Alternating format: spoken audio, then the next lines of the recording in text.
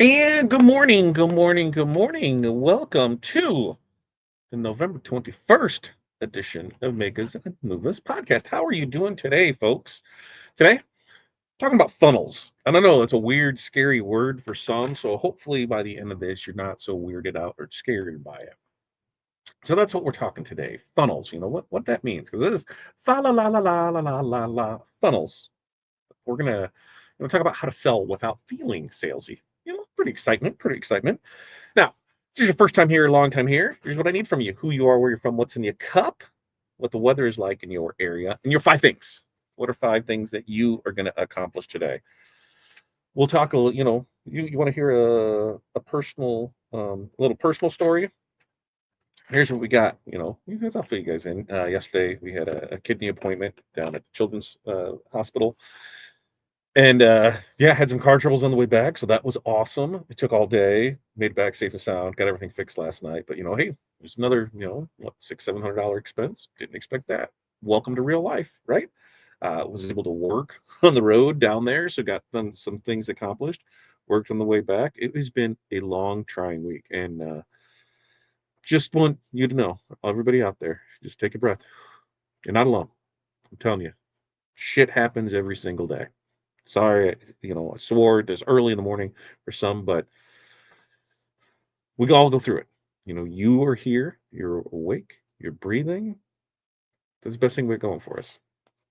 I just want you're not alone. I need to check in more with you. How are you feeling? How are you doing? We're coming to a hectic time of year, and just want to make sure that you're good, and want to make sure that you know that you are not alone. Because I'm telling you, sometimes you just need to hear that, and I needed to hear that yesterday, and I did, and it definitely helped out. So I am repaying re what is that when you replay, re-forward, no, you know what I mean when you put it out there. So I'm gonna do that more for you guys. Peggy, good morning to you. And Sharon, good morning. Hello from Kansas. Coffee in the cup. Build gang sheet. Ship orders. Clean work area. Add new products to the shop. Very, very nice. Gabriella, good morning to you, or good afternoon. Good afternoon. Checking what color rhinestones I have so I know what to order. We going through that as well. Like, okay, here's the next stock order. What are we doing? What are we doing? What are we doing? Keith, good morning to you from the sunny Space Coast there in Florida.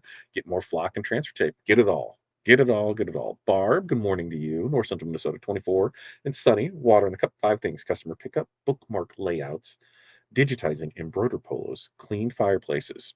That's not a bad day. It's not a bad. Tim, good morning to you.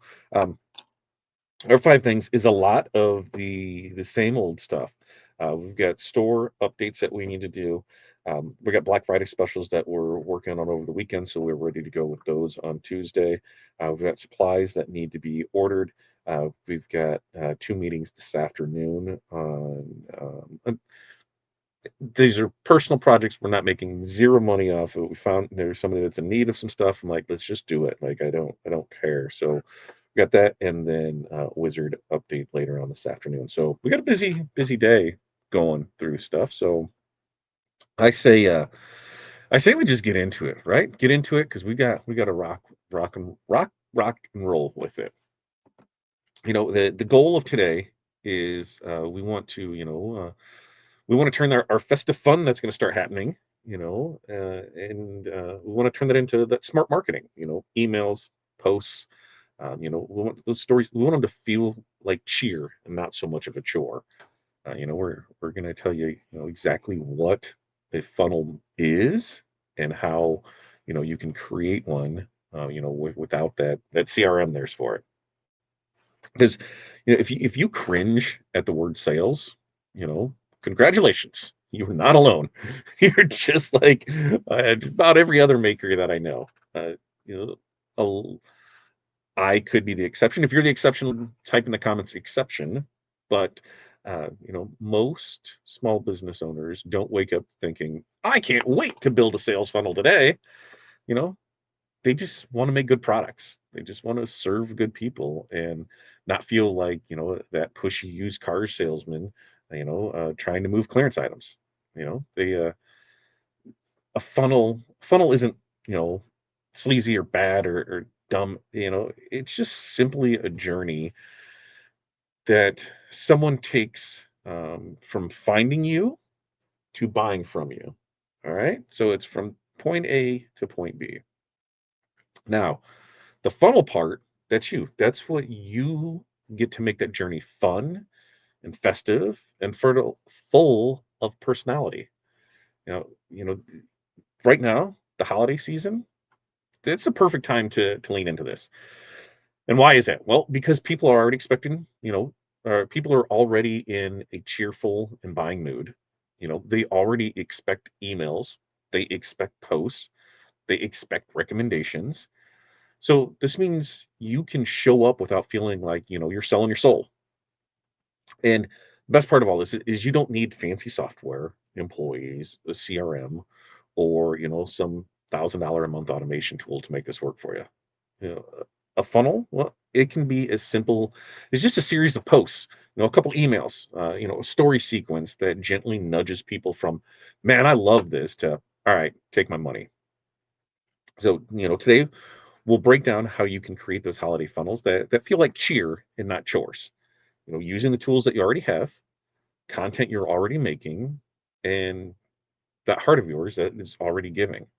And so hopefully by the end of this episode, you'll know exactly how to guide your customers through a fun, festive buying experience without ever feeling salesy at all. So, number one, do you know what a funnel is? Like, if you don't, completely understandable. And sometimes people are like, yes, I know this. I don't have a clue, but I don't want to feel stupid for not knowing. All right. Well, one, let's just understand what a funnel is, because it's not complicated. Most makers, they hear funnel and they automatically immediately start thinking spreadsheets, ads, complicated software, giant CRM dashboards, full of things that need to be moved and done, and they just don't know. But at the core, a funnel is just simply a path from uh, people. It's just a path that people take from finding you to liking you to trusting you to buying from you. That's it. A funnel is just a customer journey. There's not any software required for any of that. When you show people what you're making, you tell them why it matters and you give them a clear way to buy, congratulations, you've already built a funnel. A funnel can be, three posts in a row that build excitement. It can be a story sequence. It can be a single email followed by a reminder email tomorrow. What funnels are is they are about intention, not technology. When you think of funnels this way, the pressure should melt off from it. You're not marketing, you're just guiding people. You're helping them understand what you make, why it's awesome, and how it makes their life easier and more fun. And during the holidays, people love to be guided. So, some examples, a Tumblr maker posted a reel showing her new design, followed the next day with here's how it made video, and on day 3 posted want one, here's how to order. Zero CRM, zero automation, and she sold out within 2 days. You know, uh, a DTF friend of ours, they posted a carousel of holiday game sheet ideas, then followed that up with a story saying tap here for pricing, and then an email showing customer photos. That simple sequence that increased her weekly orders by 40%. So, action step is let's just write down a 3-step path that we want customers to take this week. Step 1, awareness. Step 2, interest. Step 3, buy.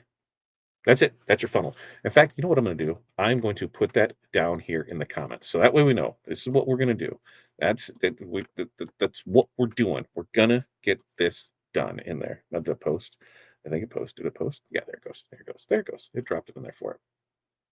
All right. Number 2, let's make our first touch fun, not forceful, right? The top of your funnel, because remember, a funnel is like this. Everything comes in here, funnels it out to the bottom, boom. You know, the funnel, the first step is awareness. It shouldn't feel like a pitch. It should really feel like a party. And this is where you bring the festive fun, sneak peeks, behind the scenes, silly moments, holiday chaos, cute packaging shots, you just being you. When your first impression feels joyful, you know what happens? People naturally lean in. Your goals, well, in these early posts, it's just simply to make people curious, not pressured to do anything. You know, think of it more like tapping on someone's shoulder and being like, "Hey, look what I made." The more relaxed and entertaining that stage is, the more comfortable that your audience is going to feel moving forward in the funnel. And holiday content, man, that works especially well because people are already scrolling for inspiration. They're already looking for ideas. They're like, what should I get? So the more fun your top of funnel energy is, there's a good chance that the more people you'll pull deeper down into your world without even asking for a sale yet. So, some examples of this: Sublimation Shop made a funny reel just showing all their Christmas mugs stacked up like a tree. The video wasn't an ad; it was just fun, but it brought in hundreds of views, new followers, and interest in buying her holiday lineup. Another one, rhinestone artist. We all know this. We take out the rhinestone artist. Let's just go make her because this is going to go here. They did a holiday workshop chaos tour. You know, showing stuff everywhere and multitasking. Right, felt relatable, and it warmed our audience up for future offers. So for this, we just need to create one zero pressure holiday post today that introduces your products without selling anything. Now, number three, let's lead with value in the middle of the funnel. So we're up here. Now we're about here because down here is there. So about right in there. Once people know who you are and what you make, the middle of the funnel, that's where you build your trust.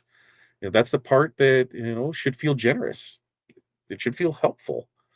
Most importantly, it should feel human and not salesy.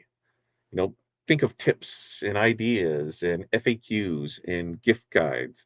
Which one should you choose? Demos of how people are actually using your items in real life. Middle of the funnel content answers the questions that your customers are quietly thinking. Is this right for me? When you help people picture themselves using your product, you've already halfway sold them. You're not pushing them, you're just reassuring them. You're giving them the confidence and the clarity that they need to make that purchase. So this is a stage where your cheer really does matter. Holiday buyers, they want to feel taken care of. When you guide them with kindness and expertise, they feel safer buying from you than from the big box stores. So some examples of this, is a shirt maker created a simple top 5 teacher gifts post and listed which designs were best selling for each personality type. Customers loved the guidance, and it led to multiple sales. Another example is laser pew pew pew pew engraver showed side by side video comparing gift box options, explaining who each one is perfect for. Customers used it like that cheat sheet and started tagging friends. Ooh, this one is so you. So, action step for this is we just need to make one helpful educational post this week that helps buyers choose the right product confidently. All right. Now, before we get into 4 and 5, let's check back in and see where we are with that. Let's see. Linda, hey there. Cloudy, rainy Texas. Hot tea in the cup today. Edit photos, 3D print, volunteer for ROTC lunch. Press Chipley. Very nice. We got to talk in our mentorship community call today, Linda, because Tim is pressuring me into buying a 3D printer because Bamboo did release their price on stuff. And so we will be getting a PS2. Thanks, Tim. Thanks for the pressure. I was like, I'm on the fence. Tim has to send me stuff. Thanks for that. Let's see, where were we? And Peg's got 50, breezy 59. Water in my tumbler, coffee in my cup, sub printing pics for 23 blankets and 23 pillow shams. Look at that. 2, 3. Subbing socks, cutting RS templates, making water slides for stocking stuffers, and a nap. Oh, I love that nap. I love, love, love that nap. Nicole's got a quick question. I bought the 2024 standard 20 Corel 2024 instead of Graphic Suite. Is that going to work, or is there an add-on to make it where I can use? It should work. It should work just fine. Yeah, it should work just fine because the standard one, because the Graphic Suite I think has all the extra stuff that's in it. but you should be perfectly fine with that. The best thing is go to the site, download the trial, and if it loads, then we know we're good to go with it. But I'm almost positive it does. Let's just do it. I'm about to buy my fourth one. I know I should just do it. We had more talk of like, oh, we can have this so that way we can make stuff to show off stuff. That's what it's going to be, a total business expense to make stuff to show off stuff. That's I, I'm going to pull the trigger. I think I'm going to pull the trigger. I'm gonna pull the trigger. Ooh, and Gabrielle just got the M1. Look at that. I love it. What you making with it? Uh, I like micro reality. Well, you know, it's like what's the best way to do it? It's kind of like you know what you know, and once you know it, it's hard to move from that. I 100% get you, Jeff, when you know your stuff and how it works. But me, as a new person that doesn't want to mess with a whole lot of stuff, you know, Bamboo's kind of like the Apple of the 3D world. I just got to turn it on and press something and it works. I don't have to think too much. Come on, man. Now we're talking. You're very welcome. You're very welcome on that. And hello, all. Hello to you. I need to get the additional safety pieces. Was that the what's that? Is that the AP2? Is that what it is? The purifier that goes with it? Okay.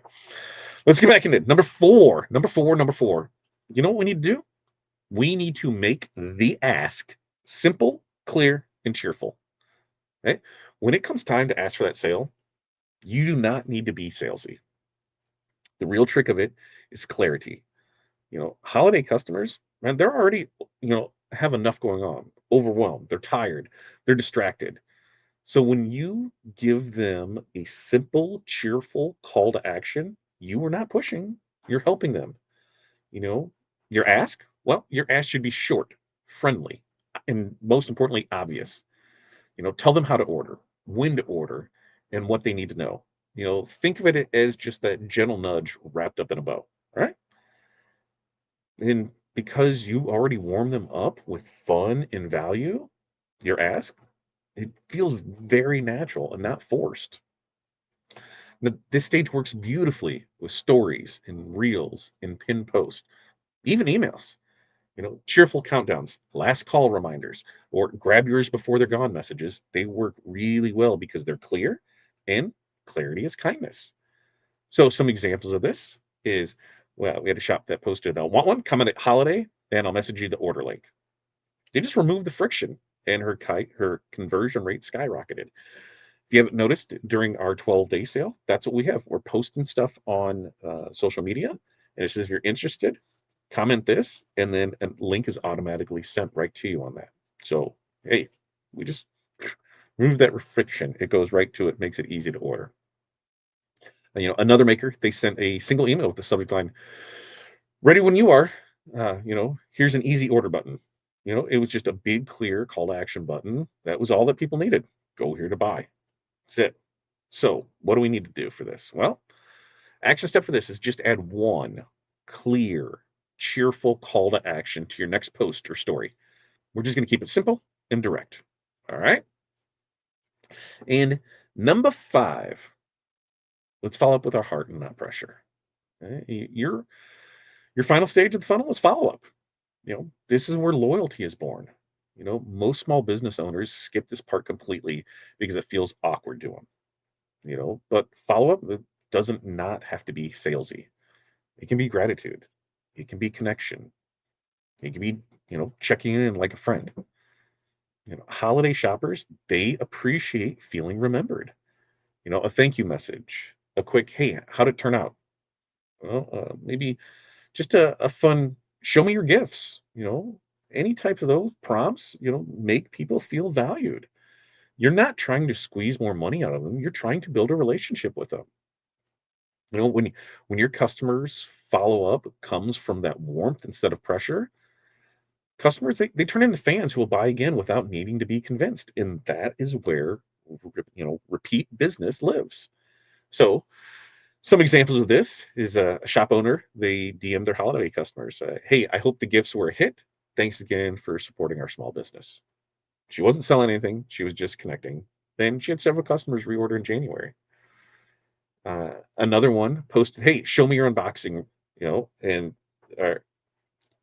back up. Show me your unboxing. And she did this the day after Christmas and encouraged customers to share the photos. The engagement was huge, and so were the repeat orders. So, for this action step, we just need to send one friendly, no sales attached follow up message to a recent buyer this week. That's it.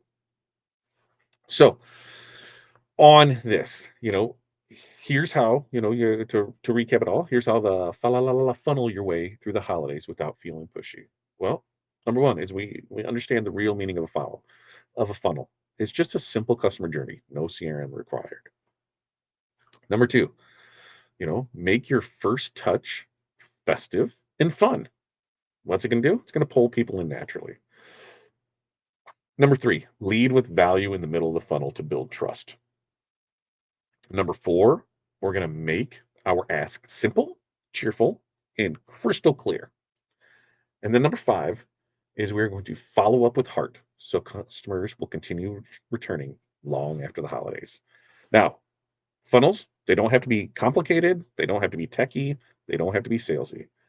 They can be warm, festive, and full of personality, just like you, right? When you show up with intention and heart, customers feel it and they follow you all the way from, hey, what's this, to I'm obsessed with this maker. So get after it, go into it. I cannot wait to see what you guys put out there. Now, we do this every Monday, Wednesday, Friday, 8:30 a.m. Central Standard Time on, what are we talking about on Monday? Monday, what is a holiday love story? Yeah, yeah, hot press cold coffee. That's right, holiday love story. This one's for all those makers who reheat their coffee 3 times before finishing one order and really how to laugh through that madness. So that's what we're going to talk about on Monday. All right. Questions, comments, concerns. Let's get those in and out of here. And that way we'll get you to continue on with your day. Uh, let's see. That's not how 310 works. Yeah, it does. Uh-huh. Jeff, every video I show, there's never any mistakes. There's never any mistakes. They just pull in and hit the button. I don't know what you're talking about. Every video promoting it shows perfect prints every single time.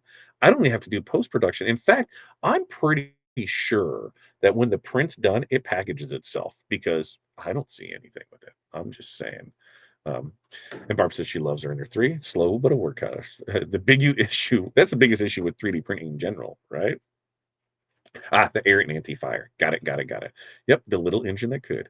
Uh, Here says asking for me if somebody orders over 200, for example, any free item.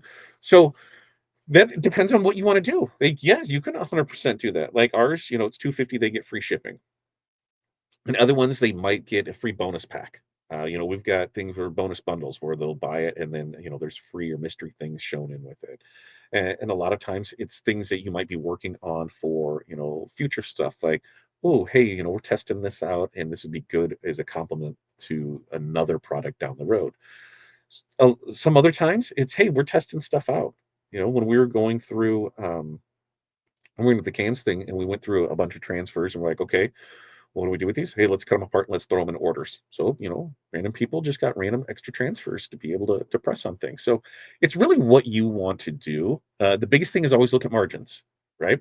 I know somebody that was giving stuff away, and then when we ran the numbers, the stuff that they were giving away was really eating into their profit. When they looked at it, they're like, "Oh, that's why I'm not making as much because I keep adding these other things to give away in it." And it's like, yeah, so you just got to make sure that it makes sense.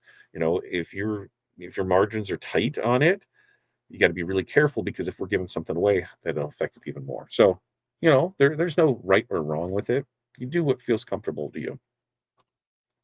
Peggy says, how do you keep from feeling negative in doing something when you train a helper for your business and they start their own, HBB? What's the HBB? Do I feel stupid now, Peggy, while still working for you?